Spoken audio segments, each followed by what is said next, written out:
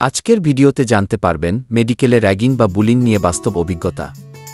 মেডিকেলে পড়ার স্বপ্ন অনেকেই দেখে, কিন্তু এই স্বপ্ন বাস্তবায়নের পথে অনেক চ্যালেঞ্জ থাকে। এর মধ্যে অন্যতম হল র্যাগিং ও বুলিং।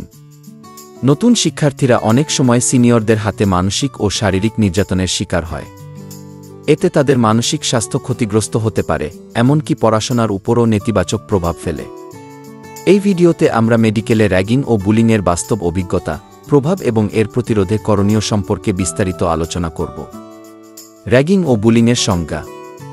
র্যাগিং বলতে বোঝানো হয় সিনিয়র শিক্ষার্থীদের দ্বারা জুনিয়র শিক্ষার্থীদের মানসিক বা শারীরিক নির্যাতন করা। এটি অনেক ক্ষেত্রে মজা বা সাহস পরীক্ষা হিসেবে দেখানো হয়, কিন্তু অনেক সময় এটি চরম পর্যায়ে পৌঁছে যায়। অন্যদিকে বুলিং মানে কাউকে ইচ্ছাকৃতভাবে মানসিক বা শারীরিকভাবে ক্ষতি করা, যেটা ধারাবাহিকভাবে ঘটে। বাস্তব অভিজ্ঞতা।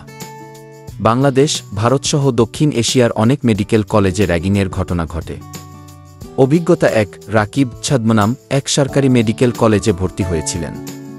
প্রথম দিনেই তাকে সিনিয়রদের সামনে দাঁড় করিয়ে নানা রকম অসম্মানজনক প্রশ্ন করা হয় এবং অদ্ভুত অঙ্গভঙ্গি করতে বাধ্য করা হয়। তিনি ভীষণ মানসিক চাপে পড়ে যান এবং তার আত্মবিশ্বাস নষ্ট হতে শুরু করে। অভিজ্ঞতা ২। অদিতি ছদ্মনাম মেডিকেলে ভর্তি হওয়ার পর সিনিয়রদের চাপের মুখে পড়েন। তার চুল কেটে ফেলার হুমকি দেওয়া হয় এবং তাকে নির্দিষ্ট পোশাক পরতে বাধ্য করা হয়। একসময় তিনি মানসিকভাবে এতটাই ভেঙে পড়েন যে আত্মহত্যার চিন্তা করেন। র্যাগিং ও বুলিংয়ের প্রভাব। র্যাগিং ও বুলিং শিক্ষার্থীদের উপর নানা নেতিবাচক প্রভাব ফেলে। মানসিক স্বাস্থ্য, হতাশা, উদ্বেগ, পোস্টট্রমাটিক স্ট্রেস ডিসঅর্ডার, ফেস্ট হতে পারে। শারীরিক ক্ষতি, মারধর, অনাহারে রাখা ইত্যাদি ঘটে।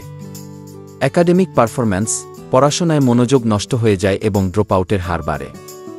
আত্মহত্যার প্রবণতা, অতিরিক্ত মানসিক চাপে অনেক শিক্ষার্থী আত্মহত্যার পথ বেছে নেয়। র্যাগিং ও বুলিং প্রতিরোধে করণীয়। সচেতনতা বৃদ্ধি, কলেজ ও বিশ্ববিদ্যালয়ে র্যাগিং বিরোধী ক্যাম্পেইন পরিচালনা করতে হবে।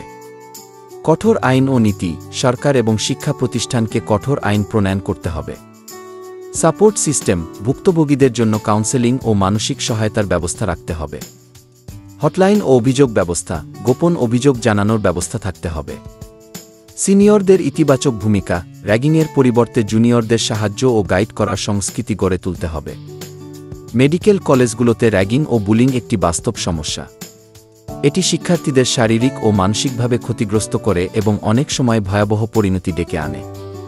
তাই এটি প্রতিরোধে কঠোর ব্যবস্থা নেওয়া প্রয়োজন।